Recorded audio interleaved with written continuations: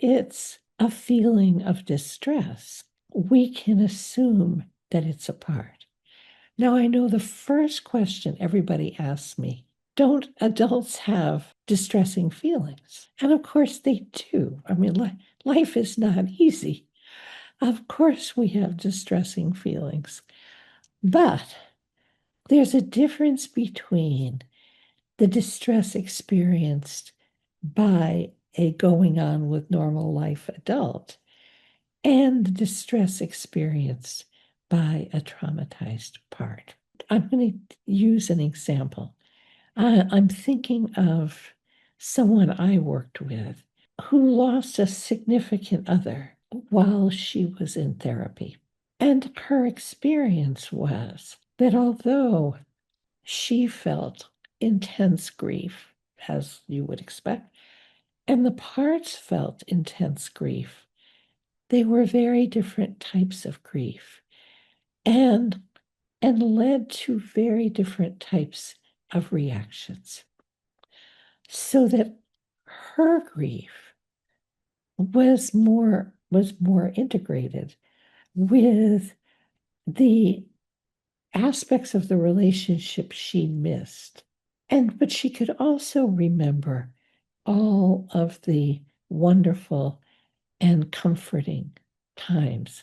She wasn't just lost in the grief. And she could use support, and she could ask for support, and find all creative ways of helping herself with the grief. The parts had no access to comfort and support, had no access to positive memories, because what was triggered for them was abandonment, painful abandonment. And speaking of being triggered by our own emotions, what was happening for the parts is that they would grieve and they would cry, and the crying would trigger more grief. Which actually reminds me of another client who gets fear when she starts to cry. So sadness and tears immediately trigger fear, because crying was very dangerous when she was a child, and sometimes triggers her critical part, because the critical part is there to say, you're going to get us all killed if you cry. Much of the book is about how we can develop relationships with these parts that bring relief to the client, because the client is not flooded with the part's feelings.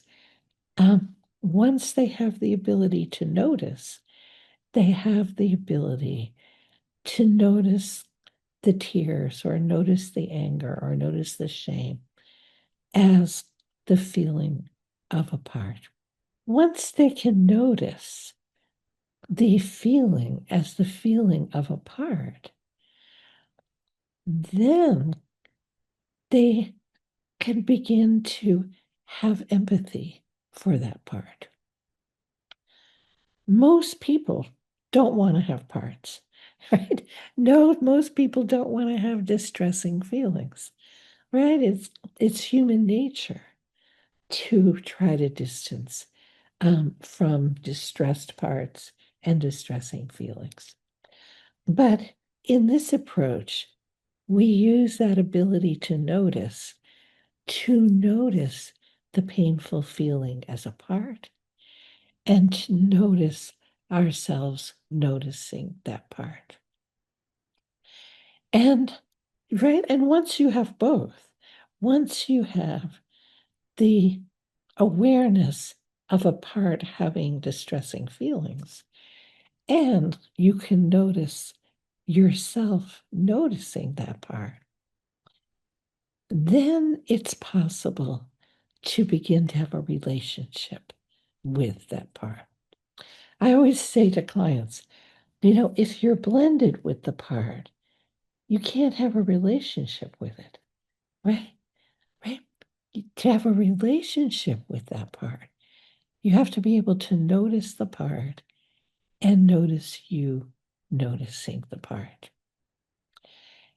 And it's through that relational process that the client can begin to feel more, not only compassion for the part, um, but to care that the part is suffering. They can begin to develop the ability to stay with a part, right? Yes, nobody wants to stay with a distressing emotion, but if that emotion is a young child part in distress, and you can notice you separate from that distress, then it's possible to feel for that child. So in TIST, we teach our clients to stay with the part, right? To notice the part, notice its distress, and to stay with that part. Because who stayed with that child all those years ago, right? Nobody noticed that the child was suffering. Nobody stayed with the child. And nobody cared how the child felt. In TIST, we say, stay with that child, right? Which is in itself is a reparative experience. And then I ask clients to notice, can you care about how that part feels?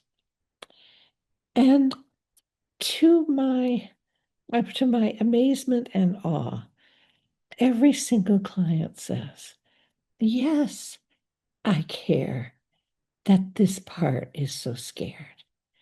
Yes, I care that this part is so sad. Yes, I care that this part feels so hopeless. And another reparative experience for the part. So in the book, we go through the steps that allow these relationships to build for the client to begin to really appreciate how the part contributed to their survival. So they not only care how the part feels, but they appreciate that the part tried to adapt and survive in the very best way that it could.